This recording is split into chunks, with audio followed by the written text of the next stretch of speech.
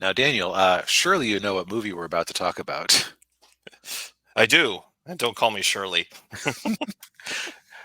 So this one, yeah, we reviewed the comedy classic Airplane, Yes. and the difference with this one is that for quite a few of these, it's something that Daniel had seen before, or I had seen before, and we just like one of us is reviewing, one of us is fresh eyes. Yeah. Yeah. I have seen this movie quite a number of times over the years. Yeah, I had to. Yeah. Um, so Airplane is one of those things where it's an example of a good comedy that manages to I'm going to call this the Weird Al effect. What I mean is that when this movie came out in the 70s, or actually was sev- 80. 80s, oh, that's right. It came out as a response to a bunch of movies that had come out in the 70s, because there was this whole trend of movies that were airplane disaster films. Yeah, like Airport 75 and yeah. Yep. And where it's the Weird Al effect is that this movie has long since outlived in the public consciousness any of the movies it's parodying. Yeah. It's like weird. There's a bunch of Weird Al songs where I only know the original song because Weird Al did a parody of it. Like I can't. I don't know if I've ever actually heard the song "Stop Dragging My Car" or "My Heart Around" or whatever that was. But I remember the Oh, Weird Al yeah. version. Stop dragging my car around. Okay. But so I think so. This is a story that would be slightly redundant to recount in detail because it is basically Airport 75 where you have uh, combined with a few extra disasters where they're this guy dealing with post-war PTSD is on an airplane Yeah. uh, uh, and through a series of disasters he's the one who has to land the plane and he has to get over himself and fly an unfamiliar aircraft and oh will he get them down. Yeah, and you also had the girl who's needs the heart transplant and Yeah, uh, and all sorts of other just tragedies stacked up. Like, oh, if he doesn't land this plane successfully, so many things will go wrong. yeah, yeah. And of course he has a drinking problem. Yes. Yeah. Yeah. Um, so most of this movie I would describe as having the driest of dry humor. Oh yeah. Yeah. Um, Now I forget. I know that Leslie Nielsen was also in Police Squad. This was the same like writers and producers as Police Squad, right? Yeah, yeah, same guys. Yeah. Yeah. So the logic of this movie is that, and this carried them through a number of successful comedies through the 80s and 90s, like The Naked Gun and things like that. Yeah.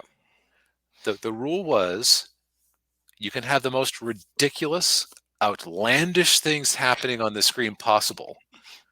Nobody is allowed to do the modern millennial thing and say, "Boy, that was a thing." Yeah. Like like that was the rule for Police Squad from a little like mini doc I saw from with Leslie Nielsen was that um, they weren't ever allowed to call out how strange something was. Right. Yeah, and they weren't allowed to laugh or smile because the situation was serious, and they had to be serious about it. Right. And this movie mostly keeps to the same thing. So there were and every time I watch this, I'm at a different age, of course, and I know different things. Yeah. It's like there's little things like it's kind of amazing how even some of the things that are references, they manage to give you enough context Mhm. to figure out what they are. Yeah. Like even if you don't even know if it's a reference, it's still funny. Like apparently so the remember that bit where the woman is like her husband is asked for a second cup of coffee and she thinks to herself, my husband never offs my husband never drinks a second cup of coffee at home. Yeah. And then later on, after he eats the tainted food, he's vomiting, and she's thinking, "My husband never vomits at home." Yeah.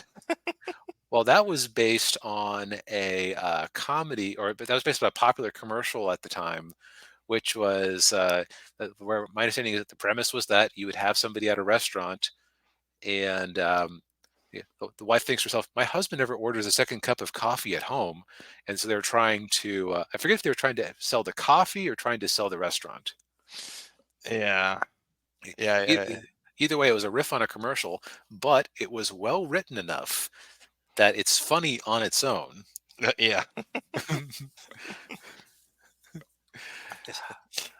um, or like the Kareem Abdul-Jabbar thing, where you just have a celebrity there pretending to be a character, but he breaks character. Right. Yeah. Because the little boy keeps harassing him. My dad says that you only try during the playoffs and you're kind of a slacker the rest of the time. Yeah. And he's like, yeah, you tried dragging Walton and Lear and Lanier up and down the court. And it's like, even if you had no idea who Kareem Abdul-Jabbar was, well, because the little boy actually says who he is and explains that he was a basketball player, what team he was on, Yeah. you have the context. Right. Yeah. Um, Now, so on this rewatch, I wonder, how many times did I see an edited for TV version? Because I know they showed me, like, I know I seem to recall I was in some high school class where they played this during like the end of year or whatever. Like that must have been edited down. Oh yeah. Yeah. Yeah. I mean, yeah, it's pretty amazing. I mean, the movie's rated PG. Of course, they didn't have a PG-13 rating back then. Yeah, Yeah, so it was probably just barely under an R. Um, yeah. because there are some pretty like dirty dirty things that are said in this movie. This is a perverted movie. Yeah. Yeah. Uh, they also had a lot of fun with just things like putting kids in unusual situations, the the 12-year-old professional man and professional woman, like, uh, do you want any sugar for your coffee? No, I I'd like take it. you black. I like my Yeah, men. yeah, yeah. Well, yeah, yeah. Ninja says the only bits he knows is the Shirley bit and the slapping. Oh yeah, the slapping. So Yeah, kind of hold of yourself. Smack.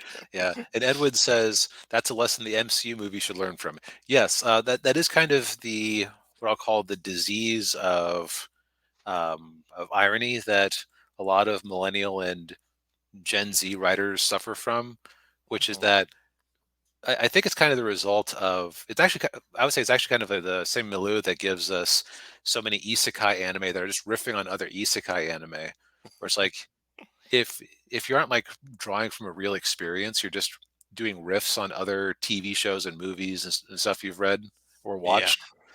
So it's like, well, what if actually, I'll take it back to the 80s. Alan Moore. What if superheroes were, or what would superheroes actually be like? And the answer was, well, they'd be perverted weirdos who dress up in latex and get up to violent activities. Yeah. um, but like this movie is like the exact opposite of that, where it's just so utterly sincere in its dedication to the premise. Yeah. Yeah. Yeah, and how they do it too is the fact that all the actors in this movie are by and large dramatic actors. They're not comedic actors. Right. Like Leslie Nielsen revived like the back half of his career after he stopped being a heartthrob because of being in things like this that just took advantage of his kind of leaden 50s leading manness to Yeah, sell the sincerity of these scenes. right. Yeah, yeah, and you also have like Robert Stack and Mhm. Peter Graves and Lloyd Bridges was another one. Yep. There are also some things where I'd be like, they have one scene early on where they just this is a riff from one of the movies they're parodying, where they have an airplane take a wrong turn and just crash through a plate window. Oh yeah, Nowadays they would have just done CGI, but like I'm really curious how they rigged that up. yeah, Because uh, like they had like a life-size nose cone of a Boeing jet go through the glass, right. Yeah, and everyone has to scatter around. Like that must have been an expensive shot.